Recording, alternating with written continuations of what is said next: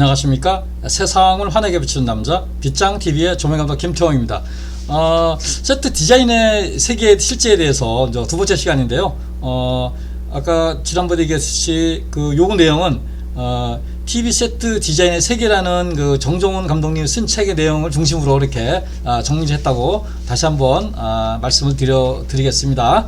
지금 요 사진도 그 책에서 제가 따온 건데요. 여기 보면은 미술 감독이 돼 있죠. 미술 감독이 돼 있고 세트 디자인, 그래서 세트 소도구, 미술은 분장, 미용, 특수 분장, 의상, 장신구 이렇게 돼 있고, 여기에 보면은 구조물, 목공, 전식, 작화, 실사, 아크릴, 철제, 패브릭, 조각, 개발 이런 등등이 다 이렇게 세트 디자인에 이렇게 해당돼 있어요. 이런 분들이랑 같이 이렇게 작업을 하는 게 세트 디자인, 미술 감독 이런 게 되겠습니다. 세트 디자인의 변천에 대해서 살짝 보도록 하겠습니다. 예전에는 디자이너가 먼저 제작진이 의뢰한 스펙에 맞는 세트를 수작업으로 스케치를 그래서 손으로 그렸어요. 손으로 이렇게 그렸는데, 그래서 스튜디오나 현장의 평면에 100대 1로 표시된 트레이싱지에 인쇄되어 있는 스튜디오 평면 도면을 이용해 평면될 그림, 완성된 평면도를 기본으로 하고 그 위에 세워질 세트의 모형을 50대 1의 트레이싱지에 정면도 세부 제작도 그리는 방식이다. 그러니까 옛날에는 이렇게 정면도랑 평면도밖에 없었어요. 그래서 거기에 보면은 우리가 모는종이 있죠. 모는종이 같은 거 이렇게 돼 있어. 거기다 얹어 그려서 이렇게 하고, 평면도는 그 정면도는 이제 또 다른 트레이싱지에다 이렇게 작업을 했어요. 그래서 그렇게 80년대랑 90년대까지도 아마 이런 식으로 작업을 했어요. 이런 식으로 이제 작업을 이렇게 했다. 그래서 요즘도 평면도를 잘 보면은 세트가 어떻게 세웠는지 볼 수가 있어요. 평면도에 다 표시가 되어 있어요. 그래서 우리가 제가 학교에서 무대 시스템의 이해라는 수업을 가르치는데, 그때도 보면은 평면도를 볼 줄 알아야 돼요. 왜냐면은 모든 걸 다 볼 수 없으니까 평면도를 하나 보고 세트가 어느 정도 어떻게 구성이 되어 있고 어떤 식으로 동선이 나가고 들어오고 이런 걸 이렇게 확인하려면은 평면도를 잘 봐야 돼요. 특히 이 스태프들은, 특히 조명 감독 이런 분들은 잘 봐야 된다, 이렇게 보시면 되겠습니다. 그래서 과거에는 트레이싱지에다 그렸다. 그래서 세트 디자인 변천을 또 보도록 하겠습니다. 예를 들어 무게감이 있고 중요한 프로그램은 도면으로 설명이 부족한 공간 구조를 보여주기 위하여 실물을 일정한 비율로 축소한 미니어처를 제작하기도 했다. 최근에는 아이디어나 컨셉을 스케치업이라는 프로그램을 활용하고 캐드를 사용한다. 그래서 이외의 카메라를 통해 샷의 구도를 예상할 수 있다.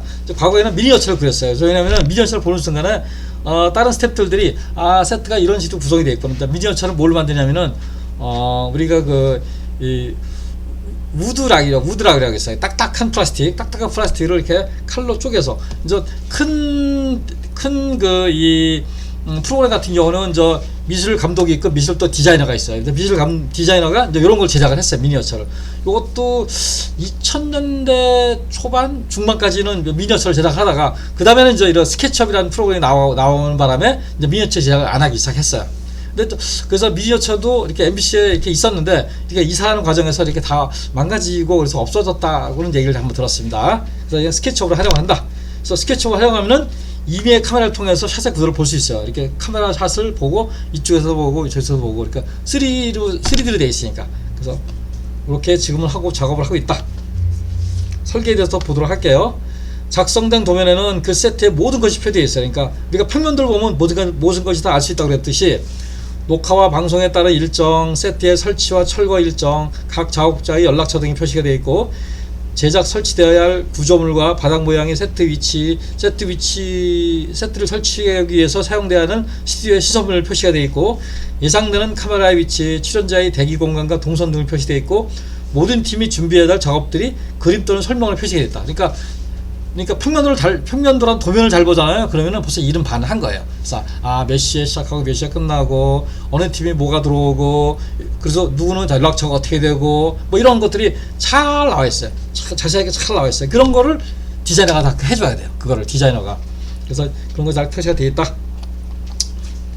도면 작업이 완료되면 TV 세트 디자이너는 제작과 설치에 관한 전체 회의를 소집한다. 세트 설명이라고 부르고, 프로그램을 담당하는 모든 인력과 업체 관계자들이 모여 도면을 분석한다. 가장 효율적이고 합리적인 제작 설치의 방법에 대해 협의를 합니다. 작업에 투입되는 시간 계획도 중요한 협의 사항 중 하나이다. 조명, 음향, 카메라 등을 비롯한 스태프와의 협의도 중요하다. 그래서 이제 세트 설명이라는 걸 해요. 그래서 이제 뭐 그 음악 중심 같은 경우는 저 무슨 화요일 날 이렇게 하고 또 드라마 같은 경우도 한번 큰 세트를 짓기 위해서는 한번 설명을 합니다. 그래서 그럴 때는 저 조명, 카메라, 음향, 특수 요즘에는 영상들도 와야 돼. 영상도 와서 하기도 하고. 그래서 이제 그런 거 하고 이 세트가 조명에 걸려서 패턴이 안 내려오네요. 그러면 이것도 고쳐주고, 요 세트는 카메라가 걸려서 카메라 잡기가 어려운데요. 그러면 거기에 공간도 하나 내주고, 뭐 이런 음향 스피커를 맞아야 되는데 거기가 세트가 가리네요. 그럼 거기도 이렇게 공간을 내줘야 되고, 이런 것들을 이제 세트 설명할 때 다 얘기를 해야 돼서 이 세트는 이 스튜디오에 잘 안 맞으니까 요거는 좀 잘라주세요 하고 이제 세트 제작 팀장이 하면 그때서 또 그런 거 하고 이런 거를 했대요. 이런 거를 일단 하는 게 세트 설명이에요. 세트 설명이 굉장히 중요해요. 여기서 모든 게 다 정리가 돼요.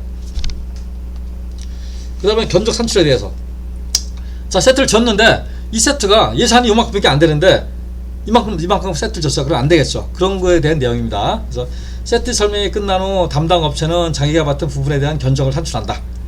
투입되는 자재의 양에 따른 비용과 설계된 품목의 제작에 소요되는 인력과 인건비, 운반비, 차량비와 설치를 위한 인건비, 철거를 위한 비용과 폐자재 처리를 위한 비용이 포함되어 있다. 세트 디자이너는 이 비용을 통보받고 제작진으로부터 부여된 세트 예산을 바탕으로 비용과 디자인 조정을 실시하고 최종 작업을 한다. 그래서 아까 내가 초반에 얘기했듯이 팀들이 한 10개쯤 되잖아요. 그 팀들이 다 주어진 세트 도면을 보고 자기네 나름대로 이제 예산을 짜요. 요거는 전날 들어가서 설치해야 되니까 인건비가 얼마, 차량 운반비가 얼마, 뭐 그 장비 사용료 얼마, 이걸 다 산출해. 그래서 그거를 세트 디자이너한테 해요. 그럼 세트 디자이너가 10개 TV 들어온 걸 쫙 본 다음에 예산이 이거 30% 오버, 40% 오버가 됐네. 그러면 줄이기 시작해야 돼요. 그래서 어떤 거는 뭘 빼라든가 뭐 어쩌고서 뭘 빼서 더하고 빼고 이런 걸 해가지고 맞춰야 돼요. 그래서 이거 굉장히 잘해야 돼요, 디자이너가. 그래서 이런 거를 잘 해가지고 조정을 해야 돼요. 특히 우리가 일반적으로 방송에서는 인건비는 잘 안 건드려. 그건 장비 사용료를, 이거 장비 사용료 이게 100원인데 이거 80원에 해주라. 이게 80원에 해서 이렇게 단가를 맞추자. 이거 인건비는 사람이 일을 하는 거기 때문에 이거는 이렇게 깎으면 안 돼요, 기본적으로. 그래서 주로 장비에 대한 임차료를 이렇게 줄여서 예산을 잡고, 미술 디자이너는 미술팀에 모인 여러 가지 걸 산출해가지고 우리 예산이랑 맞는지, 그래서 경우에 따라서는 내가 꼭 이걸 써야 돼. 근데 예산이 오버가 됐어. 그러면 연출자한테 우리가 이런 거 해서 예산이 많이 오버됐으니까 요거를 좀 더 달라든가, 아니면 딴 데 예산을 전용한다든가. 그러니까 조명이랑 미술이 약간 서로 전용을 많이 하게 돼요. 그래서 어떤 때는 조명이 꼭 이걸 써야 돼. 그럼 미술에서 갖고 오기도 하고, 또 미술이 많이 써야 되면 조명에서 보내주기도 하고, 이런 식으로 해서 제일 많이 합니다. 왜냐면은 가장 세트 작업을 할 때 가장 많이 쓰는 비용이 미술이에요. 그 다음에 조명, 영상 이런 데예요. 그래서 그러다 보니까 서로 이렇게 약간 호환을 가지고 이렇게 제작합니다. 그래서 그런 예산을 갖고 전반적으로 컨트롤하고 진행을 하게 됩니다. 그래서 또 다음 시간에는 이런 진행 과정, 그 다음에 방송 후에 어떻게 처리하는지 그런 거에 대해서 한번 또 진행을 해보도록 하겠습니다. 이상 세상을 환하게 비추는 남자 빗장TV의 조명감독 김태형이었습니다. 감사합니다.